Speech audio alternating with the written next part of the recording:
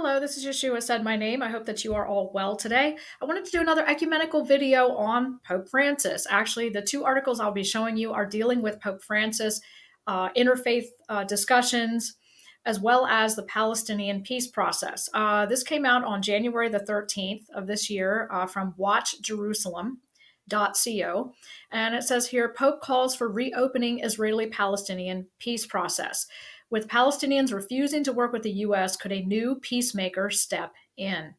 So I encourage you to read the fullness of this article. It goes on to talk about how the Palestinians are becoming disillusioned with the U.S. being involved with the peace process, slash the two-state solution being brought about. And so they're looking for a third neutral party, really. And in my opinion, this would be none other than the Pope of Rome. And, and of course, this is speculative right now, but it's saying here with the Palestinians refusing to work with the U.S., or not refusing, but becoming disillusioned, in my opinion, with working with the U.S., could a new peacemaker step in?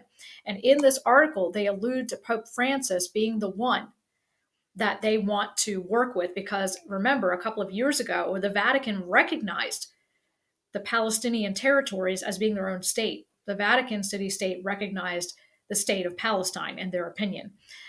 So it would not surprise me if they chose or wanted the Pope to be the one to be the intermediary or a third neutral party to bring about this peace process.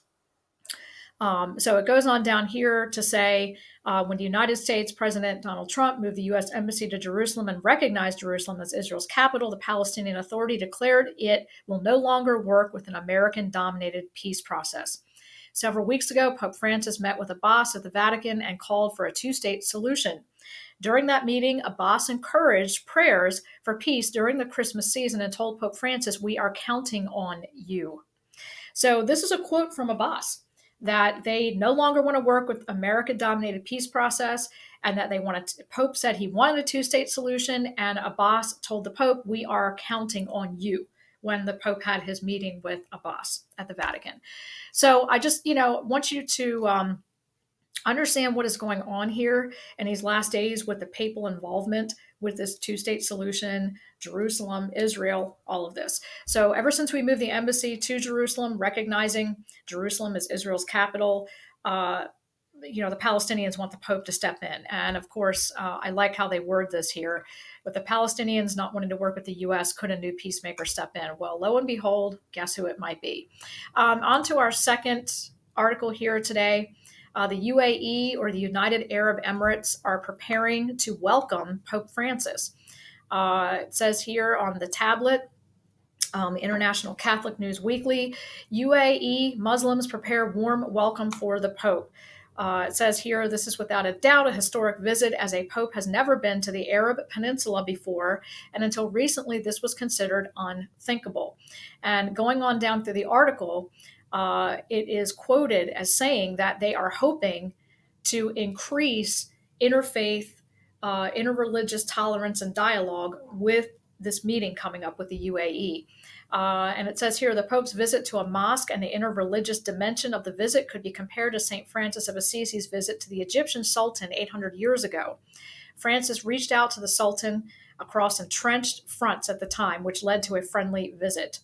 I think Pope Francis is going to set a sign, namely that we must build bridges, even if we do not believe in the same things. Now, this author of this article is saying that they don't believe in the same things. However, there have been popes that have kissed the Quran. Benedict visited, the Dome of the Rock, and actually walked in with all the Muslim clerics, and thereby, to me, validating Islam. And, Pope Francis has come out and said that Christianity, Judaism, and Islam all have the same God, share the same faith.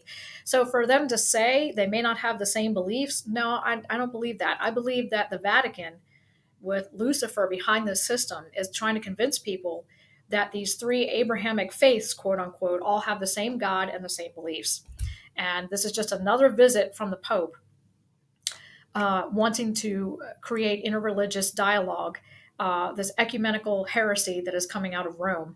But this is why the world accepts the papal dynasty, because they promote that all faiths lead to the same God. That's why Freemasonry and the Jesuits get along so well with the Vatican, because in Freemasonry, you have to believe in a higher power. It doesn't matter who it is, just believe in a higher power. So this is what the Vatican is purporting, that no matter what you call God, what your faith is, as long as you have a good conscience, you're a good person, you do good things, we all have the same God, whether you're Jewish, Christian, or Muslim. And this is the lie, the ecumenical, interreligious lie that is coming out of the Vatican. He is fulfilling the words of the prophecy of Daniel and Revelation when it says that he will look like a lamb on the outside. He will look like a messenger of righteousness on the outside, but proclaim the words of the dragon. And the dragon in Scripture is Lucifer. So this is how Lucifer infiltrates. He comes in looking like a messenger of righteousness. The Scripture says this, and his ministers as messengers of righteousness. So it shouldn't shock us when we see these things. And he is denying that Christ is the only way. When do you ever hear coming out of the Vatican any pope preaching that you will be lost apart from Christ?